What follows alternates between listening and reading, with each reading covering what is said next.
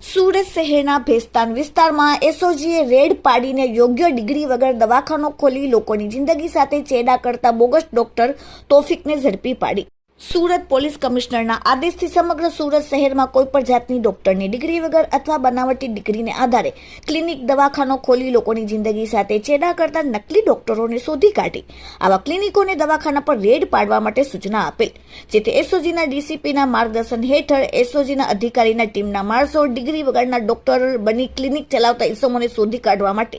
પેટ્રોલિંગમાં હતા. તે દરમિયાન એએસઆઈ હર્ષદભાઈ તથા અહેકો જીતેન્દ્રભાઈને મળેલ અંગત બાતમીના આધારે ભેસ્તાન વિસ્તારમાં તિરુપતિનગર અલી મસ્જિદ પાસે ઊન પાટિયા ભેસ્તાન સુરત ખાતે અંસારી ક્લિનિક નામની દવાખાનું ચલાવતા ડોક્ટર પાસે મેડિકલ પ્રેક્ટિસ કરવા બાબતે કોઈ ડિગ્રી નથી, તેમ છતાં તે લોકોની સારવાર કરે છે. પીઆઈ પંડ્યા તેમજ એસઓજીના પોલીસ સબ ઇન્સ્પેક્ટર એમડી સરવૈયાએ ડમી પેશન્ટ મોકલી ખાતરી કરી અને ત્યારબાદ એસઓજીની ટીમ તથા જિલ્લા પંચાયતના હેલ્થ વિભાગના અધિકારીઓને સાથે રાખીને ક્લિનિક પર રેડ પાડીને યોગ્ય ડિગ્રી વગર ડોક્ટર તરીકે પ્રેક્ટિસ કરતા આરોપી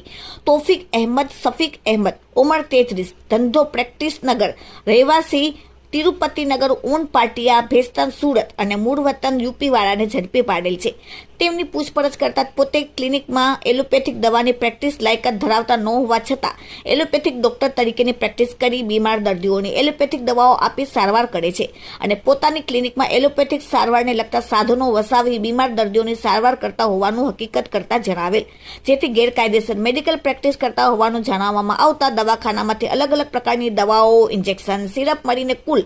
5,28,897ની મતાનો મુદ્દામાલ કબજે કરીને આરોપીની અટક કરીને તેમની વિરુદ્ધ ભેસ્તાન પોલીસ સ્ટેશનમાં ગુનો રજીસ્ટર કરવામાં આવેલ છે. Bureau report, daily India TV, Surat.